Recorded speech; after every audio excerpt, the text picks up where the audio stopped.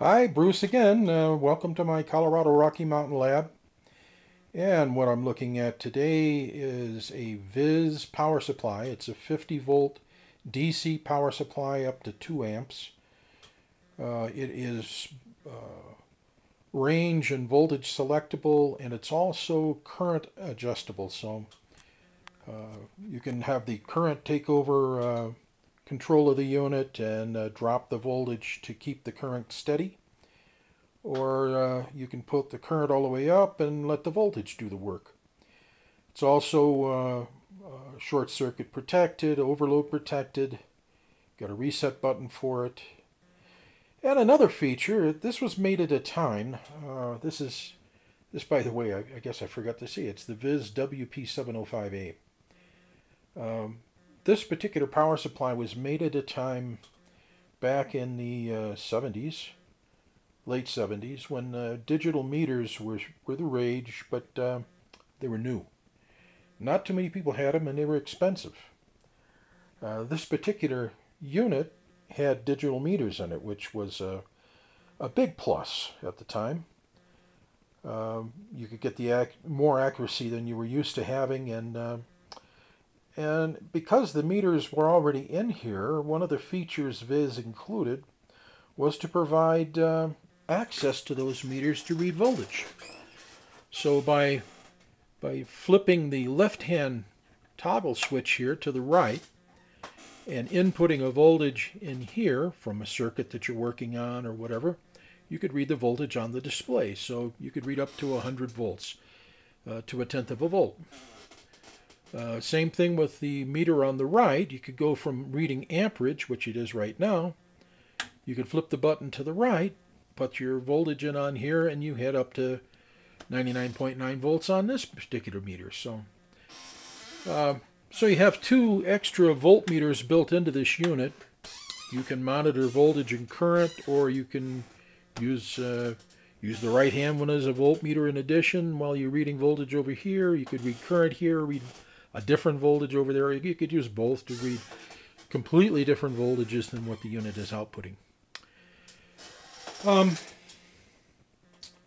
We're going to go ahead and give you a quick look over this thing. Well, let's see. It's a decent looking unit. It's got some signs of wear. There's a little scratch here on the face, but it's in good shape otherwise. Looking at the side of the unit, top, and we'll rotate it here. It's a linear power supply. It, like I said, it will provide up to 50 volts, up to 2 amps. It'll provide 2 amps in any of the voltage ranges, but anything beyond that, it's going to want to kick out. So just be aware of that. And if you do wind up seeing the display go to zeros or whatever, and you need to reset, first of all, you would, if your current was controlling things, you'd turn your current back up again. You'd maybe remove your load, and then you'd hit the reset button like that and pop the supply back on again. That's really pretty much all you got to know about it. Let's go ahead and give it a quick test. We'll see if we can provide... Now, I don't have, in order to do 50 volts at 2 amps, I'm sorry, 50 volts at 2 amps, that'd be 100 watts. That's pretty specific resistor. But I do have a little resistor box here. I've got a 10 ohm at 50 watts, and I have an additional 10 ohm at 50 watts that I've jerry-rigged in series with it, so that gives me 20 ohms at up to 50 watts, which means that I could run 40 volts across 20 ohms and get 2 amps. So we're going to go ahead and test that. I don't want to run it for too long because this little additional resistor here is not bolted down, so the amount of heat that gets built up in it's going to jump up rather quickly. When you figure 2 amps at 10 ohms. That's 20 watts. I'm going to be putting 20 watts. That's half of the wattage through that the thing is capable of handling. But let's give it a go. Okay, we've adjusted our range, so we're between 30 and 40 volts. We've adjusted our voltage to give us roughly 40 volts on here. We've moved our current capability all the way clockwise. We're reading current on the scale. Right now there's nothing there. We're going to go ahead and plug in our negative lead. And then I'm going to plug in the positive lead, and we want to see when I do that the ammeter to the right shows 2 amps. And there we go, 2 amps. About 40.6, a little bit over 240. We're bouncing a tenth or two, but we've got it. So there you go. And yeah, it's already warming up. It's not, I can still touch it, but we could do that for a little bit longer, but we couldn't do it forever. I can adjust the current, throttle it back. I'm going down to 1 amp. And you see that it cut the voltage down to about 20. I've probably got a little voltage loss in my leads, which is, and maybe the connectivity here, connection. Oh, there we go, 20.2 and 1 amp, so there we go. So it's a good working unit. You've got 1, 2, 3, 4, 5 ranges of voltage up to 50 in 10 volt ranges. So 0 to 10, 10 to 20, 20 to 30, 30 to 40, 40 to 50. With a variable vernier in between to adjust the voltage. You know, like right now I'm between 30 and 40. My minimum voltage is showing up to 33.6. Change your range and you're now 20 to 30, and I'm reading 22 volts right at the moment. And if I plug in again, I should see about 1 amp. And we do, a little bit over an amp. I'll include a tear sheet that I found from a magazine that showed the ad for this particular VIZ model, which I believe at the time was running about $350 back in the 70s. So in 70s money, well, today's money, you'd be looking at a considerable jump in that price, probably $500 for this unit. So it was quite expensive in its day. So electronics has come a long way and dropped the price considerably. Okay, so what I've done here is I've thrown myself into the voltage reading mode on the right, and I've input a voltage from that fluke calibrator right there of 9.96, and so that means I should be reading about 10 volts, and we see it flashing between 9.9 and 10. So that's reading okay. And if I turn this thing up, I'll add 10 more volts to it. We have 19.9. Okay.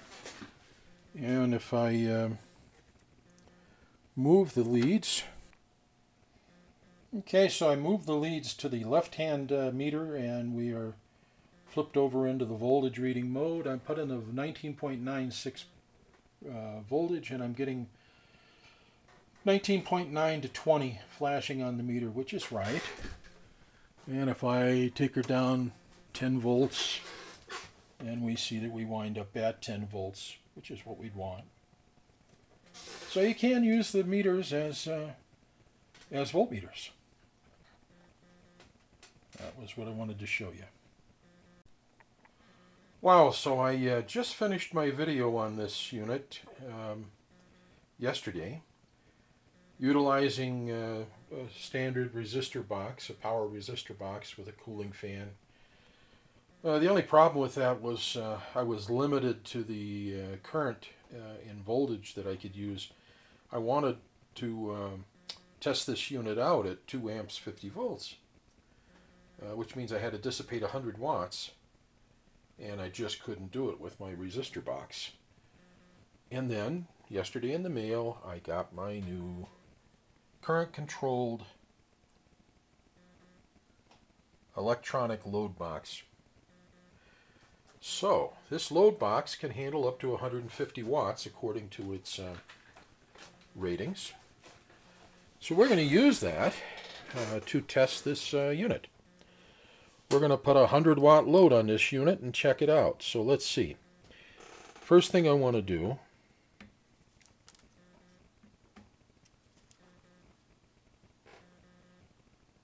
I have to current limit what's drawn from the box to 2 amps.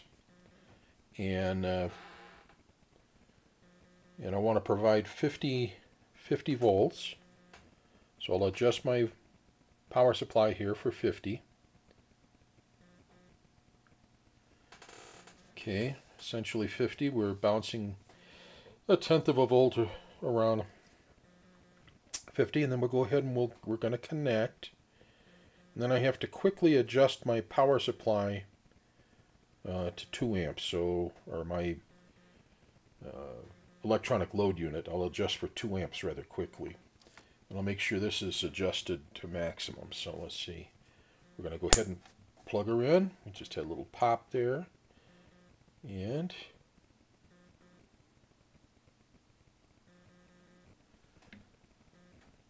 we're adjusting for 2 amps.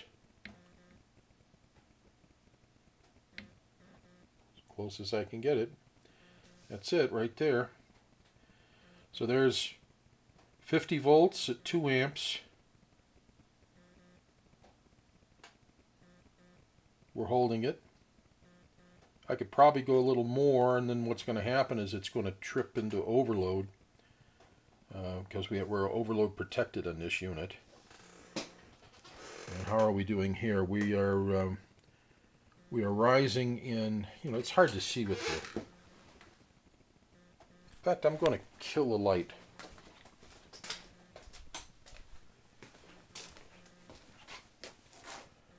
I don't know if that helps. Maybe not.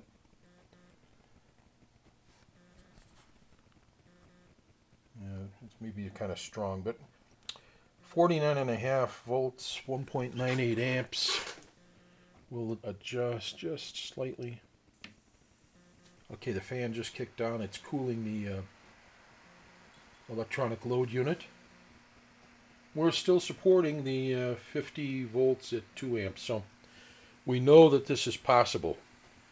And we're going to go ahead and drop the voltage, which means the power will drop.